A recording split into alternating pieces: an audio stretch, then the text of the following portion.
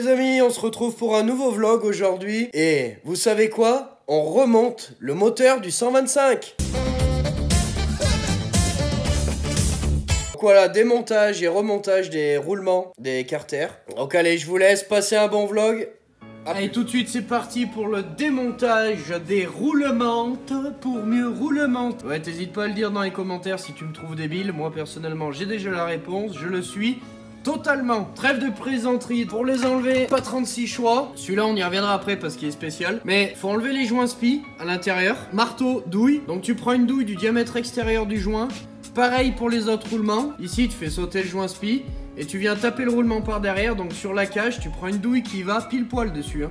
Et c'est la seule fois où tu auras le droit au marteau. Donc moi, il y en a que je change pas. Comme celui-là par exemple. Remarque, faudrait que je regarde si j'en ai un. Je dois avoir un ou deux jeux de roulement en rab. Donc je regarderai si je l'ai. Si je l'ai, je le change. Si je l'ai pas, je le change pas. C'est celui du barillet, il a pas une grosse rotation. Lui, il fait juste ça. Donc lui, à la limite, même s'il gratte un peu, on le nettoiera bien et ça sera bon. Pareil pour l'autre.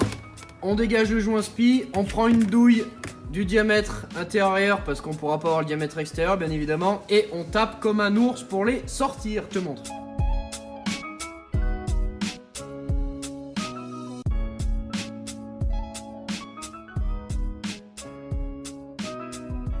Bon allez, ils sont enlevés. Donc comme tu as pu voir, il y a un peu de tout qui saute sur l'établi, un peu de tout qui tombe. Donc pour ce roulement, c'est Space. Alors moi, ce que je te dis, c'est un mec de chez KTM une fois qui me l'a dit. Tu pètes ici la petite cage là, en téflon, je sais pas trop en quoi c'est. Tu sors tous les rouleaux et après tu passes de l'intérieur avec un tournevis ici et tu viens taper sur les rebords, ici et là. Alors, c'est pas compliqué hein.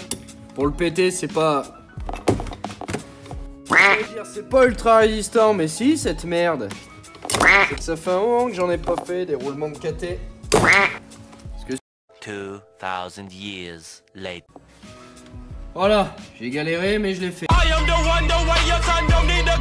Et donc tu vois ici, il y a un petit rebord. Donc là, il suffira de passer ton tournevis et de taper ici et là pour le sortir. Et après, je te montre comment on remonte les roulements de vélo. Bon, on va vite se dépêcher parce que j'ai plus de batterie. Donc voilà, les deux carters sont déposés. Les deux roulements sont enlevés. Enfin, tous les roulements sont enlevés d'ailleurs. Donc là, la marche à suivre, et je te le dis, c'est là que je te disais, mets tes roulements au congèle. C'est qu'on ne tapera pas pour rentrer un roulement. Il y a une chaufferette derrière là. On va chauffer les carters jusqu'à à peu près 100 degrés. Donc tu mets un filet de bave sur ton doigt, tu fais comme ça et tu devrais sentir un petit pchit, tu devrais l'entendre, c'est qu'ils sont assez chauds. Tes roulements sont au congèle, tu prends tes deux doigts et tu les mets comme ça. Donc je te fais un timelapse et je te montre et on y revient dessus après.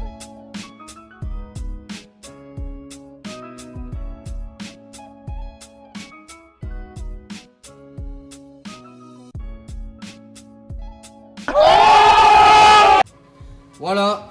Une fois que t'as chauffé, le roulement, il rentre tout seul. Qui c'est qui t'a déjà dit qu'il y avait besoin de taper sur un roulement pour le rentrer? Il est rentré tout seul, comme papa dans maman. Donc faut bien que tu sois droit, tu le tiens avec tes doigts et tac, il rentre. Donc bon, j'ai plus de batterie. Ce que je fais, moi je vais faire les autres. Et puis on se retrouve après pour le remontage du Villebrequin la semaine prochaine.